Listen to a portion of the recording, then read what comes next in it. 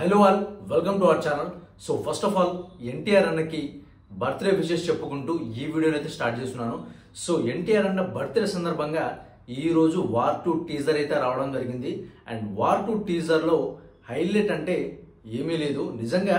అంటే లిటరలీ చెప్పాలంటే war 2 team వచ్చేసి ఇప్పటి వరకు ఒక్క అప్డేట్ కూడా ఇవ్వలేదు. పోస్టర్లు కానీ టైటిల్లు కానీ ఎలాంటి ఏం రివీల్ చేయలేదు. బట్ ఎన్టీఆర్ అన్న బర్త్డే సందర్భంగా టీజర్ అయితే రిలీజ్ చేశారు. సో అది ఎక్స్పెక్టేషన్స్ కి మించి అయితే లేదు. సో నేను చెప్పేది పక్క డిసప్పాయింట్ చేసింది.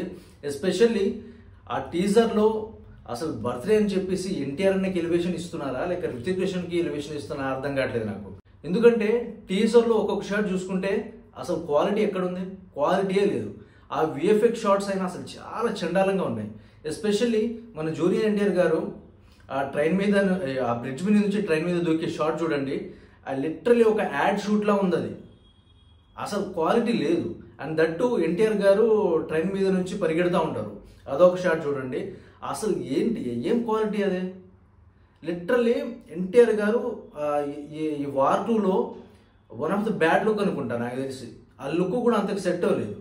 ఏదో ఒక అమాయకుడిలా కనిపిస్తున్నారు ఆయన. అంత మాస్ పర్ఫార్మెన్స్ క్యారెక్టర్ పెట్టుకుని ఏదో ఒక అమాయకుడిలా కనిపిస్తున్నారు. అసలు యాజ్ ఎ ఎన్టీఆర్ ఫ్యాన్గా నేనైతే బాగా డిసప్పాయింట్ అయ్యా. మేబీ సినిమా సంగతి నాకు తెలియదు, టీజర్ చూసి చెప్తున్నాను. సో లిటరల్లీ అయితే తేలిపోతుంది అబ్బా, సినిమాలో అయితే ఏ కంటెంట్ లేదు, బొక్క లేదని తెలుస్తుంది. నాకు తెలిసి ఆ షార్ట్స్ కూడా అంత బాగాలేవు. ఇప్పుడు ఇదే సినిమాని రేపు లోకేష్ కనకరాజ్ కూలీతో కంపారిజన్ చేస్తారు. సో ఈ రెండు సినిమాలు కూడా ఆగస్టులో ఇండిపెండెన్స్ సందర్భంగా రిలీజ్ అవబోతున్నాయి. అండ్ నాకు తెలిసి లోకేష్ కనకరాజ్ సినిమాలు అయితే ఇంకా వేరే నెక్స్ట్ లెవెల్లో ఉంటాయి.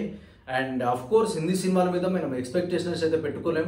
బట్ ఎన్టీఆర్ అన్న చేశారు కాబట్టి మనమైతే ఇంకా మనకు తప్పదు, ఎక్స్పెక్టేషన్స్ అయితే తప్పదు. బట్ ముందే చెప్తున్నా అసలు సినిమా మీద జీరో ఎక్స్పెక్టేషన్స్ పెట్టుకోండి.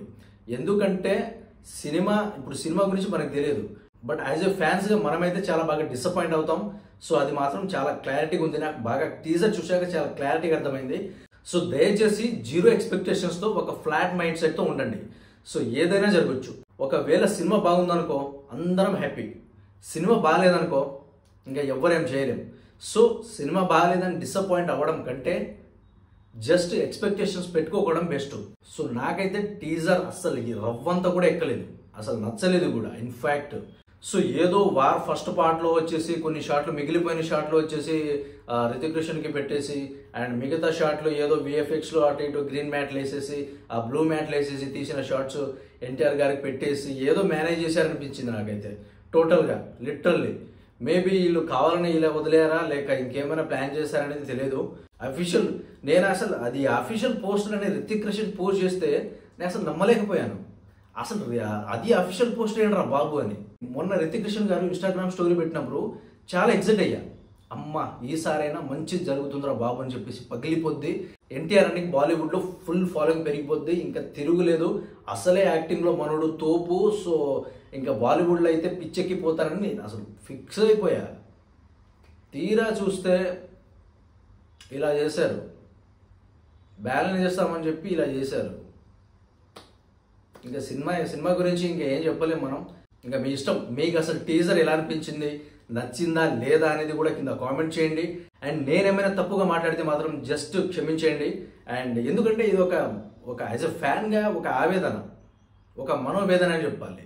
ఏం చెప్పుకుంటాం, ఇంతకంటే బాధను మనం ఎక్కడ ఎక్స్పెక్ట్ చేసుకోలేము. సో అందుకే చెప్తున్నాను.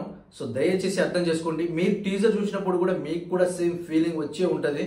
అండ్ నాకు తెలుసు అది బాగా. సో మీకు ఈ టీజర్ మీద మీ రివ్యూ ఏంటి, అసలు మీకు నచ్చిందా లేదా అనేది కూడా కింద కామెంట్ చేయండి. అండ్ ఇదండి ఈ వీడియో వచ్చేసి. నెక్స్ట్ వీడియోతో మళ్ళీ కలుసుకుంటాను. అంతవరకు బాయ్.